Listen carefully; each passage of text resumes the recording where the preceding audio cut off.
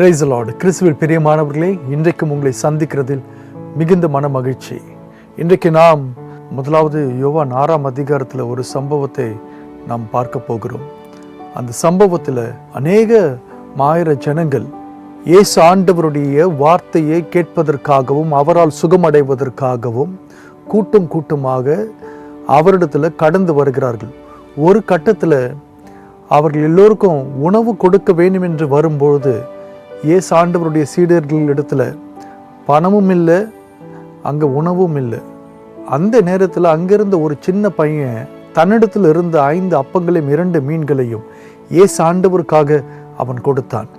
இயேசு ஆண்டவர் அதை பெற்றபோது அதை ஸ்தோத்திரம் பண்ணி பெருக பண்ணினார். அங்கே இருந்த ஆயிரக்கணக்கான ஜனங்கள் சாப்பிட கொடுத்தார்.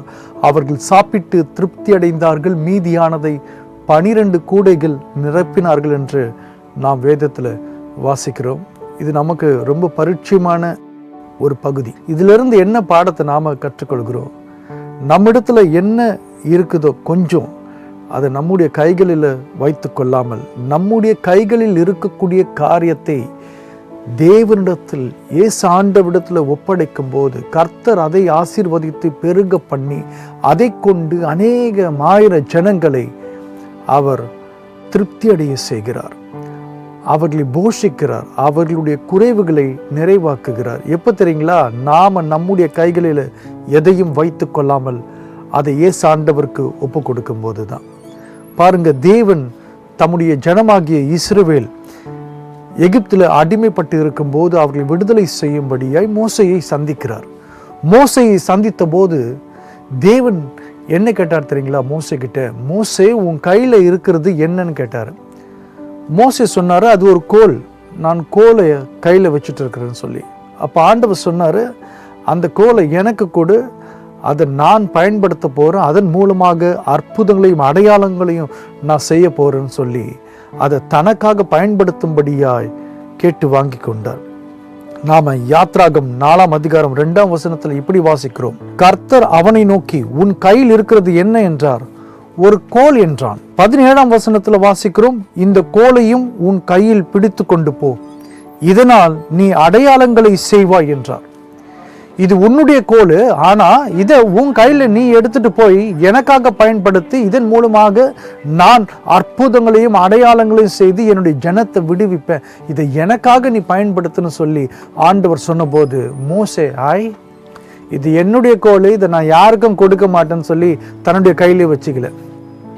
எப்படி அந்த சின்ன பையன் தன்னிடத்தில் இருந்த 5 அப்பங்களையும் 2 மீன்களையும் தாராளமாக சுயநலமாக தன்னுடைய கைகளில் வைத்து கொள்ளாமல் தன்னுடைய பசி ஆற்ற அதை பத்திரப்படுத்தாமல் மாறாக இயேசு ஆண்டவருக்காக அவன் கொடுத்தானோ, அதுபோல ஆண்டவர் கேட்கும்போது தன்னுடைய கைகளில் அந்த கோலை வச்சுக்காம தனக்காக வைத்து கொள்ளாமல் தன்னுடைய கோலை தேவனுக்காக அவன் கொடுத்தான் என்று நாம் வேதத்தில் வாசிக்கிறோம். எப்போது மோசே தேவனுக்காக கொடுத்தாரோ வேதம் சொல்லுகிறது, அதுவரையிலும் மோசேனுடைய கோலாக இருந்த அது தேவனுடைய கோலாக மாறியது, தேவனுடைய கோல் என்று அழைக்கப்பட்டது. 20ஆம் வசனத்தில் வாசிக்கிறோம், தேவனுடைய கோலையும் மோசே தன் கையிலே பிடித்து கொண்டு போனான். பாருங்க, அதுவரையிலும் மோசேனுடைய கோலாக இருந்த அது எப்போ மோசே அதை தேவனுக்காக ஒப்பு கொடுத்தாரோ அது தேவனுடைய கோலாக மாறிவிட்டது. எப்போது அது தேவனுடைய கோலாக மாறினதோ அப்போதே தேவன் அதை எடுத்து பயன்படுத்த ஆரம்பித்தார். அந்த கோல் மூலமாக தம்முடைய வல்லமையை விளங்க பண்ணினார். எகிப்தின் பார்வோன் அரச திகிலடையும்படி, அவன் பயந்து போகும்படியா அந்த கோல் மூலமாக அநேக வாதைகள் புறப்படும்படியா கர்த்தர் அற்புதங்களையும் அடையாளங்களையும் செய்தார். அந்த கோலை வைத்து தான் இஸ்ரவேல் ஜனங்கள் அவர்கள் சிக்கிக் கொள்ளும் போது அவர்களுக்கு பாதை ஏற்படுத்தும்படியா செங்கடலில் 2 பிளந்து அதன் வழியாக கடந்து போகும்படியா அவர்களை விடுவிக்கும்படியா அவர்களை எகிப்தியருடைய கைகளில் இருந்து பாதுகாக்கும்படியா கர்த்தர் அந்த கோலை தான் எடுத்து பயன்படுத்தினார். இதற்கெல்லாம் காரணம் என்ன? காரணம் மோசே இது என்னுடைய கோல் சொல்லி சுயநலமாக வைத்து கொள்ளாமல் ஆண்டவர் அதை எனக்காக பயன்படுத்து அப்படின்னு சொன்ன போது இது என்னுடைய கோல் கிடையாது, இது தேவனுடைய கோல் என்று அவன் தேவனிடத்தில் கொடுத்தபடியினால இந்த அற்புதங்கள் எல்லாம் நடந்தது. அந்த ஜனங்கள் எல்லாம் ஆசீர்வதிக்கப்பட்டார்கள், விடுவிக்கப்பட்டார்கள். பாதுகாக்கப்பட்டார்கள், தேவைகள் சந்திக்கப்பட்டது. இன்றைக்கு நாமும் கூட நம்முடைய வாழ்க்கையில் எப்படி மோசே தன்னுடைய கோலை தேவனுக்காக கொடுத்து விட்டாரோ அதுபோல நாம் நம்முடைய வாழ்க்கையை தேவனுக்காக கொடுக்க வேண்டும். இது நம்முடைய வாழ்க்கை கிடையாது, இது தேவனுடைய வாழ்க்கை என்று சொல்ல வேண்டும். நாம வாழக்கூடாது, கிறிஸ்து வாழ வேண்டும், நம் மூலமாக வாழ வேண்டும். நம்முடைய சுய விருப்பத்திற்கு நாம் வாழக்கூடாது, மாறாக தேவனுடைய சித்தத்திற்கு நாம் வாழ வேண்டும். வாழ்வது நான் அல்ல, எனக்குள் கிறிஸ்து வாழ்கிறார் என்று பவுல் அப்போஸ்தலன் சொன்னது போல கலாத்தியர் 2:20 இப்படி வாசிக்கிறோம், கிறிஸ்துவுடனே கூட சிலுவையில் அறையப்பட்டேன், ஆயினும் பிழைத்திருக்கிறேன். இனி நான் அல்ல, கிறிஸ்துவே எனக்குள் பிழைத்திருக்கிறார். வாழ்வது நான் கிடையாது, இது என்னுடைய வாழ்க்கையே கிடையாது, எனக்குள்ள இருந்து கிறிஸ்து வாழ்கிறார் என்று பவுல் அப்போஸ்தலன் சொல்லுகிறார். இது என்னுடைய கோல் கிடையாது, இது தேவனுடைய கோல், இது என்னுடைய வாழ்க்கை கிடையாது, இது தேவன் என் மூலமாக வாழ்கிறார், என்னுடைய வாழ்க்கையை நான் ஆண்டவருக்கு ஒப்பு கொடுத்திருக்கிறேன்னு சொல்லி பவுல் அப்போஸ்தலன் சொல்லுகிறார். யோசித்து பாருங்கள், மீண்டுமாக இயேசு ஆண்டவர் மனிதனாக இந்த உலகத்திற்கு வந்து வாழ முடியுமா? வாழ்வாரா? கிடையாது. அவர் தன்னுடைய வேலையெல்லாம் முடிச்சுட்டு போயிட்டாரு. மீண்டுமாக மனுஷனாக பிறந்து நன்மை செய்கிறவராக இந்த உலகத்தில் சுற்றி திரிந்து ஜனங்களை தொட்டு சுகமாக்குவாரா? அற்புதங்களையும் அடையாளங்களையும் செய்வாரா? சுவிசேஷத்தை அறிவிக்க முடியுமா? தேவனுடைய அன்பை அறிவிக்க முடியுமா? முடியாது. அவர் செய்ய போறது கிடையாது, ஏற்கனவே செஞ்சு முடிச்சுட்டு போயிட்டாரு. ஆனா இப்போ நாம நம்முடைய வாழ்க்கையை ஒப்பு கொடுத்தால் நம் மூலமாக இயேசு நடமாட முடியும், இந்த உலகத்தில் செயல்பட முடியும், அவர் நன்மை செய்கிறவராய் சுற்றி திரிய முடியும். நம் மூலமாக தேவன் ஜனங்களை தொடுவார், சுகப்படுத்துவார், அற்புதங்கள் நடக்கும், அதிசயங்கள் நடக்கும். ஜனங்கள் தேவனுடைய அன்பை புரிந்து கொள்வார்கள், தேவனிடத்தில் கடந்து வர முடியும், ஆத்தும ரட்சிப்பு அடைய முடியும். தேவன் நம்முடைய வாழ்க்கையை எடுத்து பயன்படுத்தி அநேகமாயிரம் ஜனங்களை, பிசாசின் பிடியில் இருக்கிறவர்களை, அகப்பட்டவர்களை விடுவிப்பார், அவர்களை பாதுகாப்பார், போஷிப்பார், அவருடைய குறைவுகளை எல்லாம் நிறைவாக்குவார். பெரிய காரியங்களை கர்த்தர் செய்வாருங்க. எப்ப தெரியுங்களா? நாம நம்முடைய வாழ்க்கையை தேவனுக்காக ஒப்பு கொடுக்கும் போது, இது என்னுடைய வாழ்க்கை கிடையாது, இது இயேசு ஆண்டவர் என் மூலமாக வாழ்கிறார், இது என்னுடைய கோல் கிடையாது, இது தேவனுடைய கோல் என்று சொல்லி நாம் நம்முடைய வாழ்க்கையை தேவனுக்கு ஒப்பு கொடுக்கும் போது, எப்படி கோல் தேவனுக்கு கொடுக்கப்பட்டதோ அதை எடுத்து தேவன் பயன்படுத்தினாரோ, அற்புதங்களை அடையாளங்களை செய்தாரோ, ஜனங்களை விடுவித்தாரோ, அதே போல தேவன் நம்மை கொண்டு அநேகம் ஆயிரங்களை ஆசீர்வதிப்பார். எத்தனை பேர் இந்த செய்தியை கேட்கக்கூடிய நபர்கள் இப்போது நீங்கள் தேவனுக்கு ஒப்பு கொடுக்க முன் வருகிறீர்கள்? நான் ஆண்டவருக்காக நிச்சயமா என் வாழ்க்கையை கொடுக்க போறேன்னு சொல்லி பயமா இருக்குதா? என்னுடைய வாழ்க்கையை ஆண்டவருக்காக ஒப்பு கொடுத்துட்டாக்கா நான் என் விருப்பத்தின்படி சந்தோஷமா வாழ முடியாது, அவருடைய சித்தத்திற்கு ஏற்பதான் நான் வாழ முடியும் அப்படின்னு நாம நினைக்கிறோம். அவர்கிட்ட நம்முடைய வாழ்க்கையை கொடுத்துட்டாக்கா நம்முடைய சந்தோஷம் பறி போயிடும்னு நாம நினைக்கிறோம் இல்லையா? அது ஒரு அச்சத்தை கொடுக்குது, அது ஒரு பைத்தியக்காரமான ஒரு முடிவு என்று நாம் நினைக்கின்றோம். தேவனிடத்துல ஒப்பு கொடுப்பது ஒரு பைத்தியக்கார தனம் என்று. நீங்க பாருங்க, நாம யாத்திராகமம் 4:2 வாசித்தோம். அங்க தேவன் மோசே இடத்துல கேட்கிறார், உன் கையில என்ன இருக்குதுன்னு. மோசே சொன்னார், அது ஒரு கோல்னு சொல்லிட்டு. அதற்கு அடுத்த 2 வசனங்களை நான் வாசிக்கிறோம். ஒரு சுவாரஸ்யமான காரியத்தை நாம் அங்க பார்க்க போகிறோம். உன் கையில் இருக்கிறது என்ன? அது கோல்னு சொன்ன உடனே ஆண்டவர் சொல்றாரு, அதை தரையில போடு என்றார். அவன் அதை தரையில போட்ட போது அது சர்ப்பமாயிற்று, மோசே அதற்கு விலகி ஓடினான். பாருங்க, அந்த கோலை ஆண்டவர் கீழே போடினாரு, தரையில போட்ட உடனே அது பாம்பா மாறிடுச்சு. பாம்பை பார்த்த உடனே மோசே பயந்து போய் விலகி ஓடுகிறார். 4ஆம் வசனம் சொல்லுது, அப்போது கர்த்தர் மோசேயை நோக்கி, உன் கையை நீட்டி அதன் வாலை பிடி என்றார்.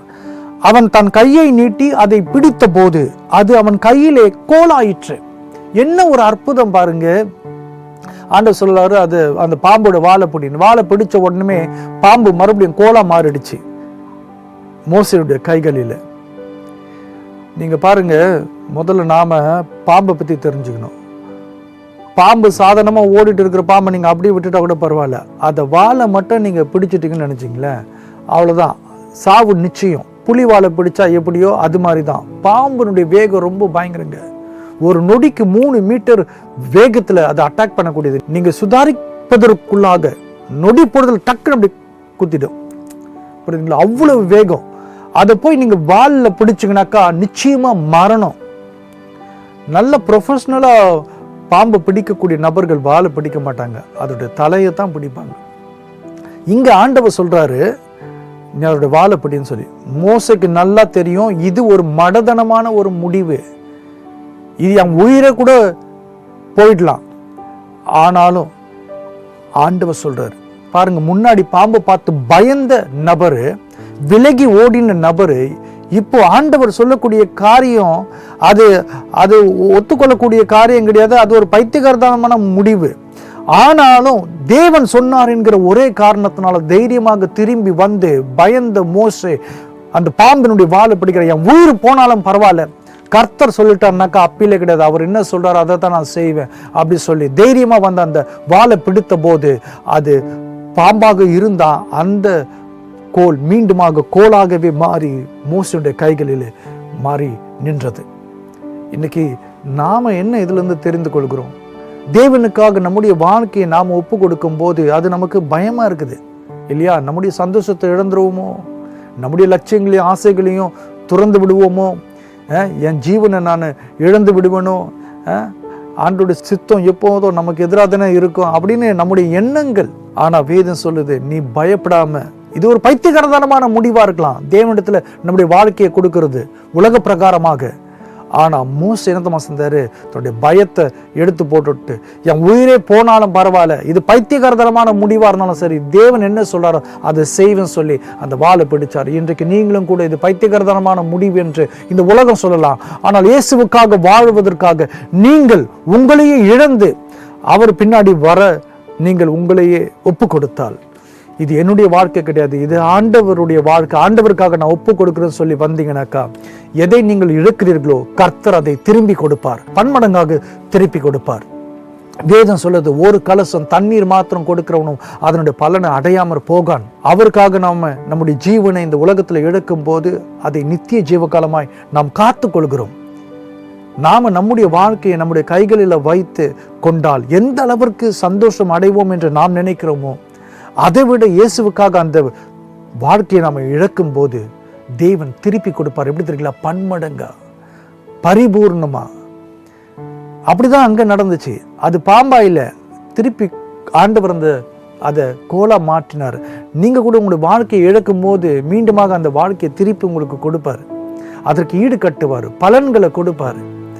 மிகுந்த மனமகிழ்ச்சி சந்தோஷம் உங்களுக்குரியதாக இருக்க போகிறது. இம்மையிலும் மறுமையிலும் நித்தியத்திலும் நான் உங்களுக்காக ஜெபிக்க போகிறேன். ஆமென். நாம் கண்களை மூடி தேவனை நோக்கி பார்ப்போம். தேங்க்யூ லார்ட் அப்பா. இப்போதும் இந்த செய்தியை கேட்ட ஒவ்வொரு பிள்ளைகளையும் தொடுங்க, அதிலும் விசேஷமாய் வாலிப பிள்ளைகள் ஒவ்வொருவரையும் தொடுங்க சாமி. யாரெல்லாம் தயக்கத்தோடு ஆண்டவரப்பா இருக்கிறார்களோ அவர்களை பரிசுத்த ஆவியானவர் உற்சாகத்தினால் ஊக்கத்தினால் நிரப்பும்படியாய் ஜெபிக்கிறேன் சாமி. ஒவ்வொருவரையும் எடுத்து பயன்படுத்துங்கப்பா. யாரெல்லாம்ப்பா இந்த வாழ்க்கையை வெறுத்து போய் இருக்கிறார்களோ, நேசத்தால் தோல்வி அடைந்து விரக்தியில் இருக்கிறார்களோ, தற்கொலை எண்ணங்களில் இருக்கிறார்களோ, போதைக்கு அடிமைப்பட்டு இருக்கிறார்களோ, தேவையற்ற சகவாசம், நண்பர்களுடைய பழக்கம், ஆண்டவரப்பா குடிக்கும் போதைக்கு அடிமையாக இருக்கக்கூடிய பிள்ளைகள் எல்லாம் விடுதலை அடையும்படியாய் இயேசுவின் நாமத்தில் ஜெபிக்கிறேன். அவர்கள் எழுந்து பிரகாசிக்கும்படியாய் உம்முடைய ஊழியக்காரியாக மாறும்படியாய் ஜெபிக்கிறேன் சாமி. வீட்டில் இருக்கக்கூடிய ஒவ்வொருவரையும் கூட ஆசீர்வதிங்க. அவருடைய படிப்பை ஆசீர்வதிங்க, போக்கையும் வரத்தையும் வேலையும் ஆசீர்வதிங்க. வியாதிப்பட்ட சரீரங்கள் ஒவ்வொன்றும் இயேசுவின் நாமத்தில் சுகம் அடையும்படியாக ஜெபிக்கிறேன். குறைவுபட்டு இருக்கிறவர்களை நிறைவினால் நிரப்புங்கப்பா. சமாதானமின்றி தவிக்கக்கூடிய பிள்ளைகளப்பா சமாதானத்தினால் நிரப்புங்க ஆண்டவரே. இப்போதே உம்முடைய ஜீவன் ஆண்டவரப்பா இறங்குகிறதற்காக நன்றி. இயேசுவின் இனிய நாமத்தில் ஜெபித்து ஜெயத்தை எடுத்துக்கொள்கிறோம் எங்கள் ஜீவனில் நல்ல பிதாவே. ஆமேன் ஆமேன். காட் பிளஸ் யூ பிரியமானவர்களே. ஒருவேளை நீங்கள் சென்னையில் இருந்தீங்கன்னாக்கா எங்களுடைய மாதாந்திர கூட்டம் ஒவ்வொரு மாதமும் 3வது 4வது ஞாயிற்றுக்கிழமைகளில் பச்சையப்பெண் கல்லூரி எதிரில் இருக்கக்கூடிய சென்ட் ஜார்ஜ் ஸ்கூலில் மதியம் 1 மணி முதல் நடக்கிறது. நீங்கள் வந்து கலந்து கொள்ளலாம். அது மாத்திரமல்ல, என்னுடைய பேரில் யூடியூப் சேனல் இருக்குது, ஃப்ரெட்ரிக் சில்வஸ்டருங்கிற பேரில். அதில் போய் பாருங்கள், அநேக தேவ செய்தி இருக்குது. அது உங்களுக்கு ஆசீர்வாதமாக இருக்குது. ஆமேன். God bless you. கிறிஸ்து ஆறுதலின் தேவன் ஊழியங்கள் கடந்த 20 ஆண்டுகளுக்கு மேலாக இயேசுவினுடைய நற்செய்தியை அநேகருக்கு அறிவிக்கும் பணியில் இருந்து வருகிறது. நீங்களும் எங்கள் மாதாந்திர கூட்டங்களுக்கு வந்து கலந்து கொள்ளும்படி அன்புடன் அழைக்கின்றோம். ஜெப விண்ணப்பங்கள் இருந்தால் எங்களை தொடர்பு கொள்ளலாம். இயேசு கிறிஸ்து கொடுக்கக்கூடிய ஆறுதலையும் ஆத்ம ரட்சிப்பையும் அநேகருக்கு பகிர்வோம். கர்த்தர் உங்களை ஆசீர்வதிப்பாராக.